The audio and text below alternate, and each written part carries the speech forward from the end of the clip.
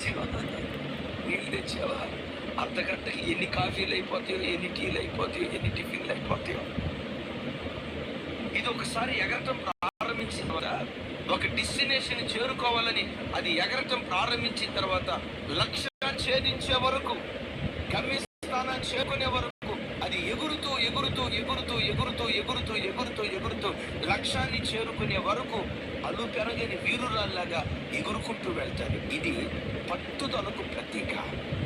క్రైస్తవులో దైవజనమ జీవితంలో, భక్తి జీవితంలో నీకు ఒక పట్టుదల ఉండాలి. ప్రార్థన జీవితంలో ఒక పట్టుదల ఉండాలి. సేవకుడు సేవ చేసేటప్పుడు ఒక పట్టుదలతో దేవుని సేవ చేయాలి.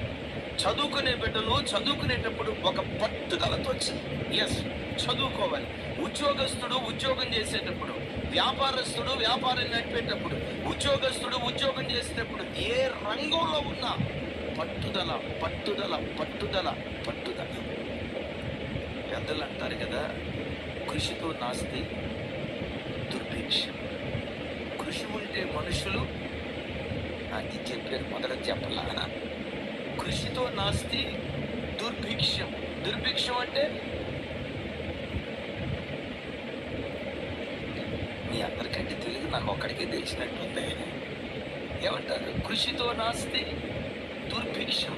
దుర్భిక్ష అంటే దౌర్భాగ్యపు, ఏమంటారు, దారిద్ర్యపు పరిస్థితిని స్వస్తి పలికేటట్లుగా హతం చేయగలిగిన శక్తి దేనిలో ఉంది అంటే కృషి, పట్టుదల పట్టుదల పట్టుదల. నిజమే, దానియేలు మామూలు పట్టుదల కలిగినోడు కాదు.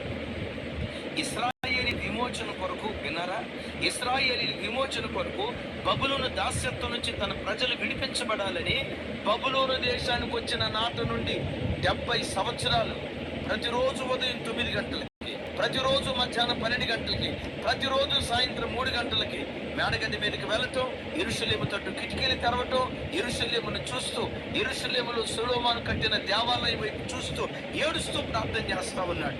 ఏమని ప్రార్థన చేశాడో తెలుసా?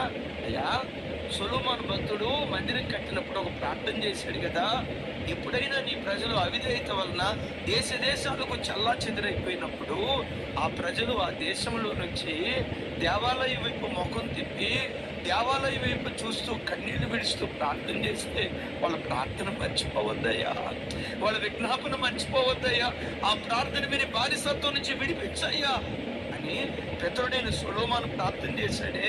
మా అపరాధం వలన పరితాపడుతున్నాడు, మా పాపం వలన, మా దోషం వలన దేశం కాని దేశానికి చల్లా చెదురైపోయాం.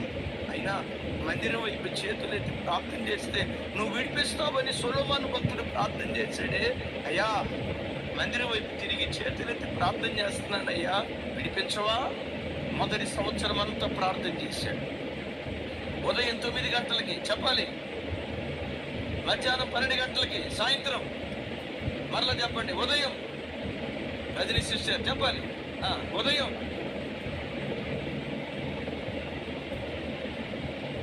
సంవత్సరం అంతా ప్రార్థన చేశాడు, విడుదల వచ్చిందా? 2వ సంవత్సరం ప్రార్థన చేశాడు, విడుదల వచ్చిందా? 3వ సంవత్సరం ప్రార్థన చేశాడు, విడుదల వచ్చిందా? 10 సంవత్సరాలు కంటిన్యూస్ గా ప్రార్థన చేశాడు. నేను అడుగుతున్నా, 10 సంవత్సరాలు కంటిన్యూస్ గా ప్రార్థన చేసిన దానియేలు ప్రార్థనకు జవాబు వచ్చిందా? జవాబు రాకపోయినా ప్రార్థన ఆపలేదు, ప్రార్థన ఆపలా, ప్రార్థన ఆపలా. మనల్ని మనం కించపరచుకోవడం కాదు, కానీ 1 సంవత్సరం పట్టుదలతో ఒక విషయం కొరకు ప్రార్థన చేస్తే జవాబు రాకపోతే ప్రార్థన పట్ల ఆసక్తి కోల్పోతాం. ఎంత ఇచ్చినా ఇంతే కదా ప్రభా, ఎంత కన్నీళ్ళుగా ఇచ్చినా అంతే కదా ప్రభా. సంవత్సరం పాటు ఉపవాసం అన్నా ఏది జవాబు? 2 సంవత్సరాల పాటు ఉపవాసం అన్నా ఏది ప్రతిఫలం?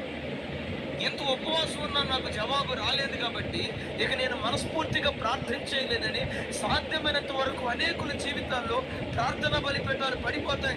పడిపోకపోయినా ప్రార్థనలో చల్లారిపోతారు. ఎందుకు? జవాబు రాలేదని. నిజమే, నేను కాదన్నా. దానియేలు ఎన్ని సంవత్సరాలు ప్రార్థన చేశాడు? ఇప్పటికీ 10 సంవత్సరాలు.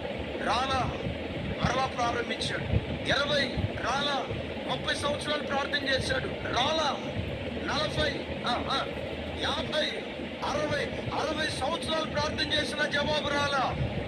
అడవిలోని గోడమోతులాగా పట్టుదలతో సంవత్సరం వెంబడి సంవత్సరం, గత సంవత్సరం వెనకపోయినా ఈ సంవత్సరం నా దేవుడు వింటాడు, గత 10 సంవత్సరాల్లో వెనకపోయినా ఈ సంవత్సరంలో దేవుడు వింటాడని పట్టుదల కలిగిన గోడమోతులాగా దేవుని సన్నిధిలో ప్రాణం సొక్కిపోయేటట్లుగా ఏడుస్తూ ప్రార్థన చేశాడు.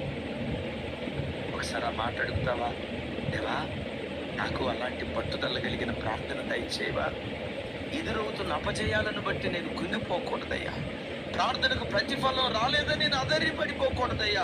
ప్రతిఫలం రాకపోయినా నా ప్రార్థన ఆపకుండా జవాబు వచ్చే వరకు ప్రాణం సొక్కిపోయేటట్లుగా ప్రార్థించే కృప మన ఒక్కొక్కరి తలల మీద దేవుడు కుమ్మరించును కాక. చప్పట్లు కొడుతూ దేవునికి